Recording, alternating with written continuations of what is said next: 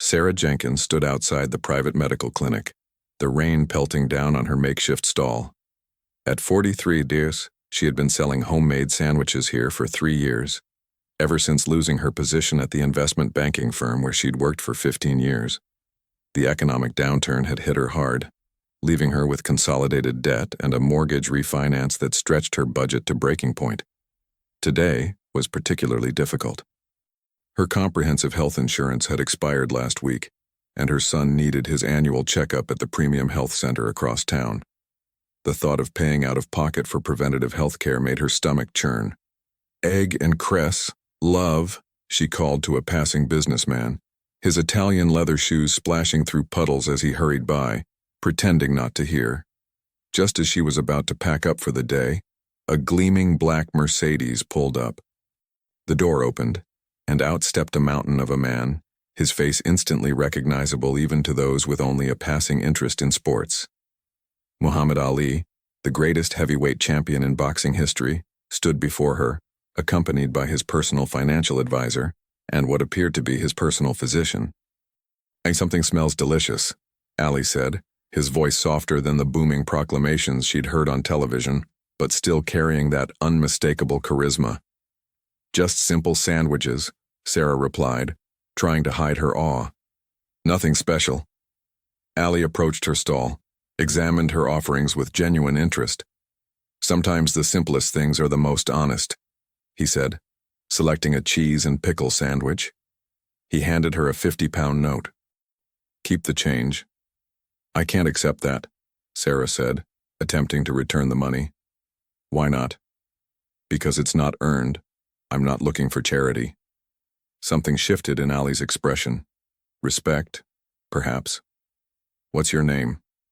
Sarah Jenkins." "Well, Sarah Jenkins, I'm hosting a charity exhibition at Royal Albert Hall tomorrow evening. Special invites only. High-profile investors, corporate executive officers, people with significant net worth. I'd like you to come." Sarah laughed nervously. "I don't exactly fit that demographic." "That's exactly why I want you there," Ali said, handing her an embossed invitation card. "Sometimes we all need someone to remind us what we're fighting for." As the champion walked away, Sarah noticed a business card had been slipped beneath the invitation. A personal financial consultant. With trembling fingers, she pocketed both items, unaware that her life was about to change forever. If this story has made you feel something, however small, don't leave without giving something back. Comment and tell me where you're watching this video from, and subscribe to the channel. The Royal Albert Hall buzzed with London's elite society. Financial advisors mingled with property developers, technology startup founders exchanged business cards with venture capitalists. Sarah felt woefully out of place in her one decent outfit, a navy blue dress she'd worn to countless job interviews since her redundancy. From her seat in the far corner, she watched Muhammad Ali enter the ring for his exhibition. Her fingers nervously traced the business card in her pocket. The financial consultant had called that morning, offering to review her debt consolidation options and retirement planning strategy. It seemed surreal. Yesterday she was worried about paying for her son's health insurance. Today she had appointments with financial professionals who normally only dealt with high net worth individuals. The exhibition began with Ali sparring lightly with his training partner. The champion moved with the grace that had made him famous, though age had clearly slowed him somewhat. After several rounds, the announcer invited audience members to participate in a Test Your Speed challenge. Land a single punch on the champ, win £1,000 for charity. Several men tried. A city banker, a personal trainer specializing in executive fitness, a retired rugby player. None came close. "Any other takers?" the announcer called. Sarah found herself standing, hand raised, before she even realized what she was doing. The crowd tittered, Ali's eyebrows raised in surprise, then he broke into a wide grin, recognizing her from the day before. "The sandwich lady," he called out. "Come on up." As Sarah climbed through the ropes, whispers rippled through the audience. The referee looked concerned, leaning toward Ali. "Is this appropriate?" he murmured, loud enough for those nearby to hear. Boxing isn't about size, Ali replied. It's about heart. Standing before him, Sarah felt ridiculous. Her comprehensive health insurance might have lapsed, but she still had enough sense to know this was madness. Yet something in Ali's eyes told her to trust him. My financial planner says I should diversify my investments, she said quietly. I think this qualifies. Ali laughed, a genuine, warm sound. One punch, he said. That's all you need. The referee reluctantly gave the signal. Ali stood, hands at his sides, chin slightly forward, giving her a target. His famous rope-a-dope stance, albeit modified for this exhibition. Sarah took a deep breath and threw the most committed punch of her life, aiming not for his chin but for his shoulder. Just before impact, Ali shifted, imperceptibly to most, ensuring her fist made contact with his jaw. The crowd gasped. The referee's mouth fell open. Ali staggered back dramatically, then straightened, rubbing his jaw with an exaggerated wince. The lady can punch, he declared, raising Sarah's hand high. The audience erupted in applause. Though Sarah saw the confusion on their faces, she knew what had happened. The greatest had let her win. Why? She whispered, as they posed for photographs. Some people need to be reminded that they're stronger than they think, he replied.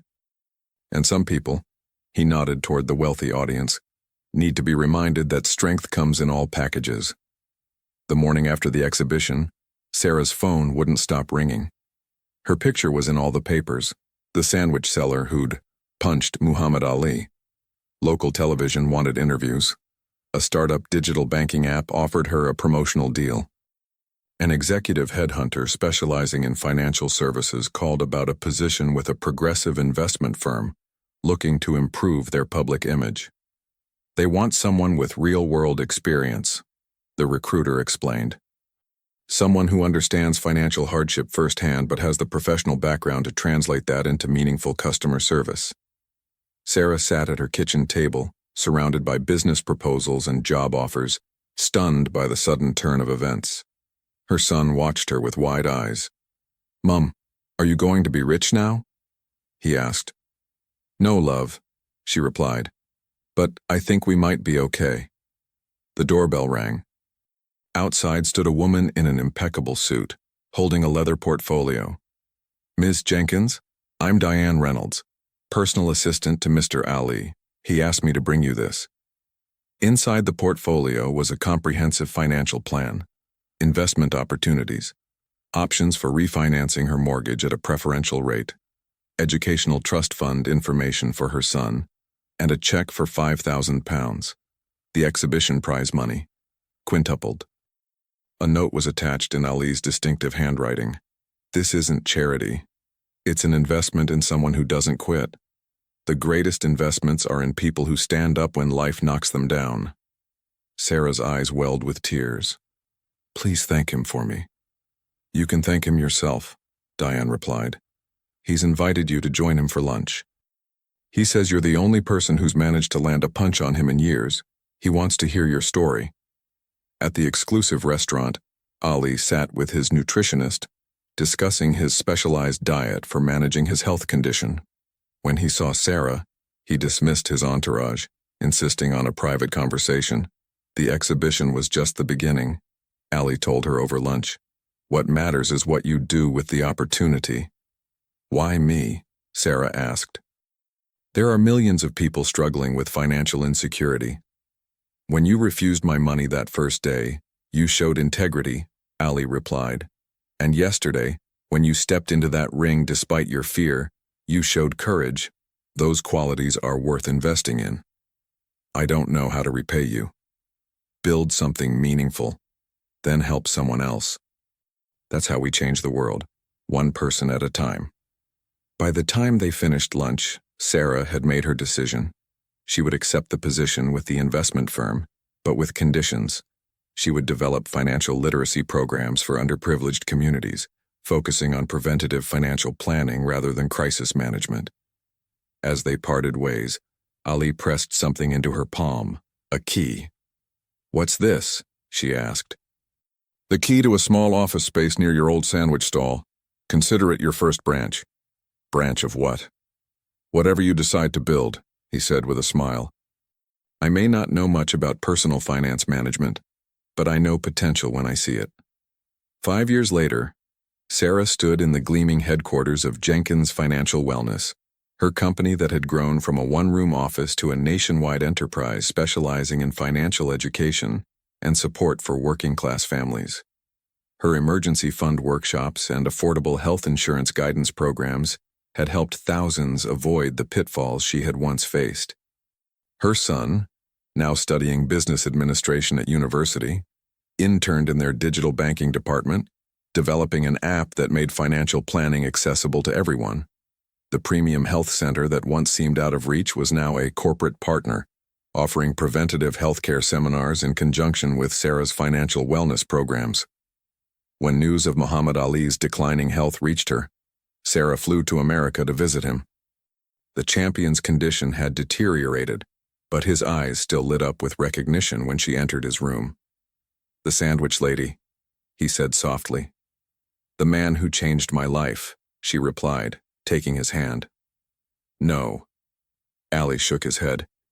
"You were already changing your life, standing in the rain, selling sandwiches instead of giving up. You just needed someone to see your worth."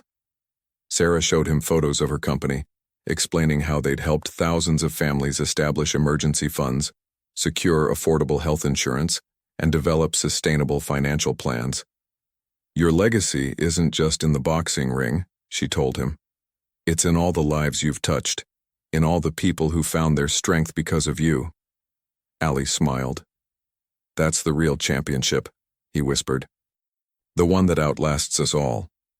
When Sarah returned to London, she established the Muhammad Ali Financial Empowerment Scholarship, providing educational opportunities for disadvantaged youth interested in financial services careers. At the inaugural ceremony, she told the audience the story of the sandwich stall, the exhibition, and the punch that never really landed. "Muhammad Ali taught me that sometimes we need to create our own opportunities," she said. "And sometimes we need to create opportunities for others. That's what real wealth is. Not the premium credit cards or executive lifestyles, but the ability to lift others as we climb." As she looked out at the faces of the scholarship recipients, Sarah thought about the journey that had brought her here. From consolidated debt to financial security, from selling sandwiches in the rain to running a successful company with a personal brand built on integrity. The greatest investment, she had learned, was not in stocks or property or even emergency funds, though all were important. The greatest investment was in people, in recognizing the potential that others might miss, in standing up for those who hadn't yet learned to stand up for themselves. That was Muhammad Ali's true legacy. Not just as the greatest boxer who ever lived, but as a man who understood that true champions are made not just in the moments of victory, but in the quiet acts of kindness that elevate us all. If you've made it this far, and felt every word, don't leave without subscribing. I tell these stories with my heart in my hands, to reach people like you, who feel, who are moved, who truly live. If this touched you, give something back. Comment. Subscribe. Come be part of this family with me until the next video.